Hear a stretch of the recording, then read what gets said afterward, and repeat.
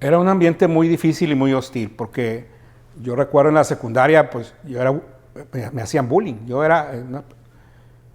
Por mi manera de tratar de alejarme de las malas compañías, entonces automáticamente era bulleado por las pandillas, ¿no? Había pandillas en ese tiempo, había varias pandillas que eran fuertes y pues me hacían bullying, ¿no? Yo me acuerdo que yo tenía un amigo, Leonardo, que también comulgaba con mis ideas de alejarse de las drogas y alejarse de las malas compañías, y teníamos que saltarnos la barda de atrás porque ya nos estaban esperando en la salida para golpearnos, ¿no? Sin otro motivo más que no le entrábamos con ellos, ¿no? Y me acuerdo que varias veces tuvimos que salir corriendo de la escuela, hablábamos con los maestros, pero pues tampoco podían hacer nada porque francamente era una época, muchos recordarán que viven en Monterrey en la época de los 80, la zona de Valle Verde era tan conflictiva que constantemente había operativos de la policía para decomisar drogas, para tratar de detener a las pandillas, hubo enfrentamientos muy fuertes a balazos cuando en Monterrey no existía eso. Yo me acuerdo que hubo muertos, estudiantes de la secundaria que estaban en las pandillas, resultaron muertos. Hubo un conflicto muy grande que hasta le costó el trabajo al director de policía cuando mataron a un pandillero y hubo bastantes protestas, ¿no?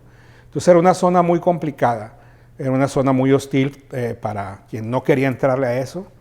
Y bueno, siempre fue una etapa difícil en la que tratar de evitar eso y huir de eso, ¿no? Huir de las personas que a fuerza querían que entraras en ese ambiente.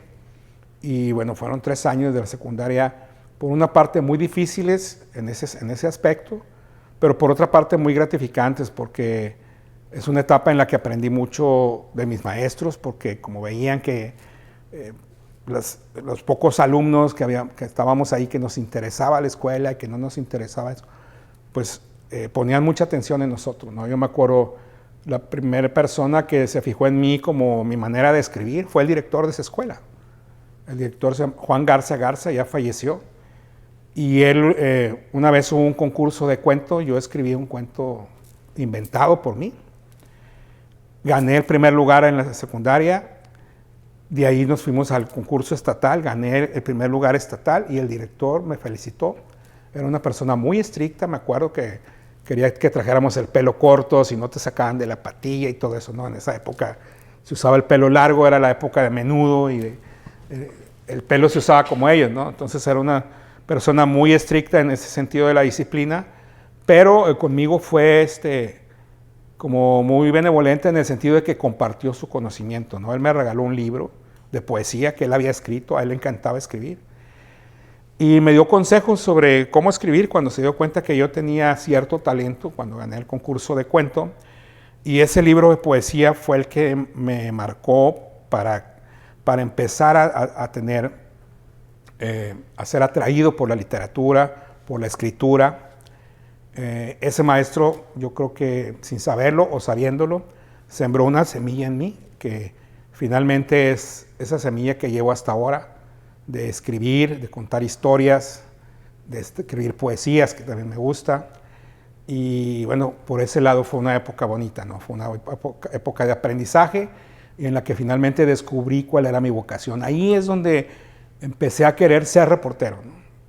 Desde que estaba en la secundaria, tal vez antes, me gustaba mucho ver los noticieros, me encantaba leer el periódico, y yo siempre tuve bien definido desde esa época de mi niñez lo que quería hacer cuando fuera grande. Mi sueño era ser periodista.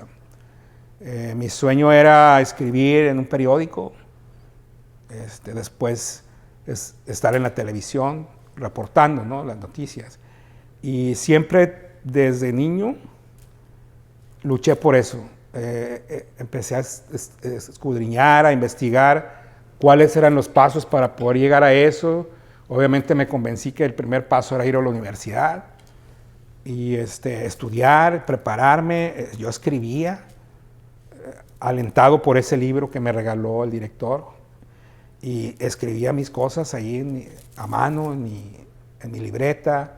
Trataba de mandar poemas, estaba en la estudiantina, también participaba en la música, y bueno, fue una época de mucho estrés por el acecho de las pandillas, pero también, y por el bullying, pero también de mucho aprendizaje, porque es cuando se despertó en mí ese interés por escribir, contar historias, ¿no? Mi mamá siempre, a pesar de que ella trabajaba todo el día, a veces doblaba turno, ella entraba a las 7 de la mañana y a veces salía hasta las 11 de la noche. Siempre estaba al pendiente de nosotros.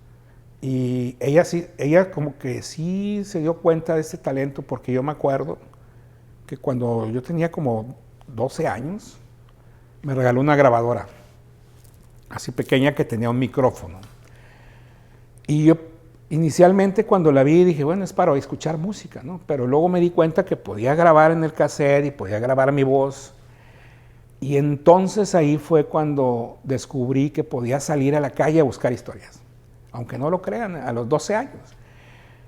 Me acuerdo perfectamente que hubo un accidente a 2 cuadras de mi casa y agarré mi grabadora y fui con el micrófono a entrevistar a las personas para que me contaran cómo había pasado todo, ¿no?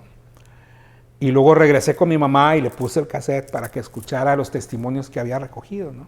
Yo tenía 12 años. ¿Y les formulaste preguntas, ¿no? Claro, sí, les pregunté y todo, ¿no? Cuando regreso se lo enseñó a mi mamá estaba sorprendida, ¿no? Porque, pues, era muy pequeño para tener tal vez esa inquietud, ¿no? Y desde ahí ella se dio cuenta, ¿no? Ella se dio cuenta que a mí me gustaba eso, me regalaba de repente cosas para leer, compraba el periódico para que yo lo pudiera leer. Y bueno, me acuerdo que con esa grabadora también, en ese tiempo, 9 de mayo, si no me falla la memoria, vino el Papa Juan Pablo II de visita a Monterrey. Y fuimos a verlo. Un tío mío, Beto Cobos, y yo, fuimos en medio de toda la gente. Mi mamá también me había regalado una cámara fotográfica de esas Instamatic que tenían el flash ese de cuadrito, de rollo, ¿no? Y fuimos ahí a la visita del Papa y yo tomé fotografías. Me acuerdo que nos acercamos lo más que podíamos. Mi tío me iba acompañando. Yo tenía también 11 años. Y nos subimos a un techo de como una caseta y un estacionamiento que estaba atrás de lo que ahora es Liverpool, en Avenida Juárez y Constitución, porque el Papa vino precisamente al que se llama ahora el Puente del Papa, ¿no? Desde arriba del puente ofició la misa millones de personas que se reunieron a lo largo del río, ¿no? Y desde ahí tomé fotografías. Yo me acuerdo que yo vi aterrizar el helicóptero donde venía el Papa, vi al Papa, tomé fotos y tengo las fotografías ahí, ¿no? Entonces, vuelvo a lo mismo, estaba yo ansioso por revelar el rollo para enseñárselo a mi mamá. Le enseñé las fotos y mi mamá estaba sorprendida y orgullosa, ¿no?